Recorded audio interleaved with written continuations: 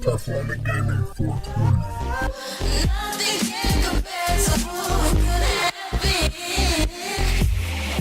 Shots are being fired. Right. And he's got a in light holster. of what's And he's got a happening in holster on. Got it. Your Honor, Sir, in light of what's happening in this country, with unarmed black men being killed by police, Don't hand me that. Don't him hand me running that. from shots being Don't fired even go is a down that very road. reasonable I'm not going to let you response. go down that road. That is so off base.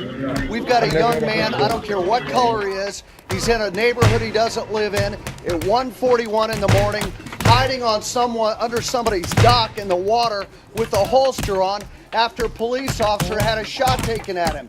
Don't hand me this. He's a black man running from police brutality.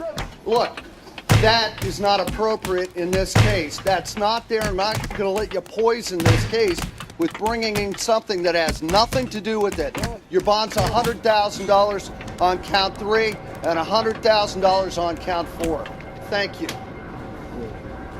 Now, Donnie Heath, I got to take a break. I'll be right back. Thanks very much, Adam. Well, it's a tweet from Black Lives Matter co-founder Yusra Kogali that has raised eyebrows and concern. It reads, quote, "Please, Allah, give me strength not to cut/kill these men and white folks." Who was protesting outside the Ferguson Police Department when those two officers were shot last night. Ivory Nett is with us. Ivory, there's a couple of, I've talked to a lot of people on the ground, including people that were there last night, and there's two different stories that have emerged. One is that the shot came from behind the crowd, which brings up the issue of whether or not a high-powered rifle with a scope was used, and others say, well, no, maybe it came from the crowd. What can you tell us?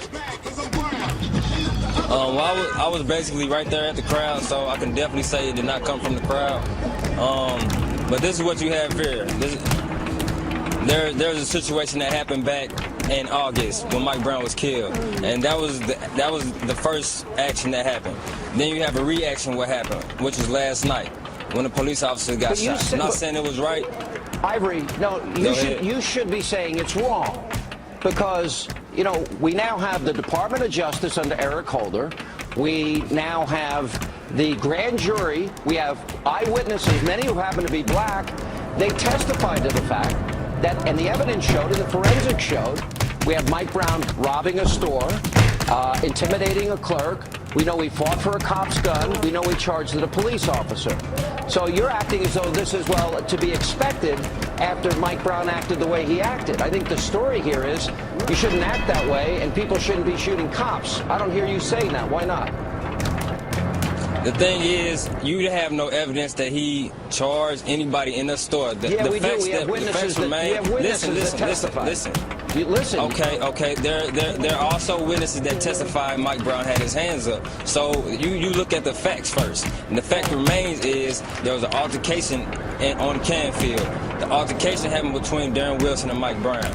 Mike Brown, with the forensics showed, there were bullets with the hands. I don't know how, I'm not a scientist, but the facts remain. And but with the cops getting shot last night, that was not right. But that was not right for Mike Brown to be dead. 4 hours left, 4 hours on the ground. But so you know, there's an action Ivory, and there's a reaction. let me ask you this. Let me read to you. I'm sure you didn't read the 87-page report from Eric Holder's Justice Department, did you? I haven't, but enlighten. You haven't. Let me help you, and I'm going to read some of it for you and some of it for our audience, because this is what Eric Holder's Justice Department found out.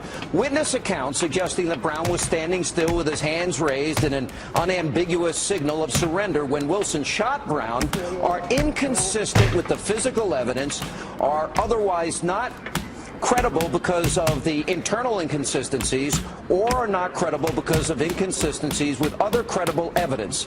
In contrast, Officer Wilson's account of Brown's actions, if true, would establish that the shootings were not objectively unreasonable under the relevant constitutional standards governing an officer's use of deadly force. Multiple credible witnesses corroborate virtually every material aspect of Wilson's account and are consistent with the physical evidence.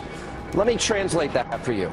So Eric Holder's Justice Department, after investigating it all these months, said the witnesses corroborated and the forensics corroborated and the evidence corroborated the officer's story, and you still believe otherwise. Why don't you believe Eric Holder's Justice Department? Sir, it sounds like your head is a one-way street, so... Gaming 420.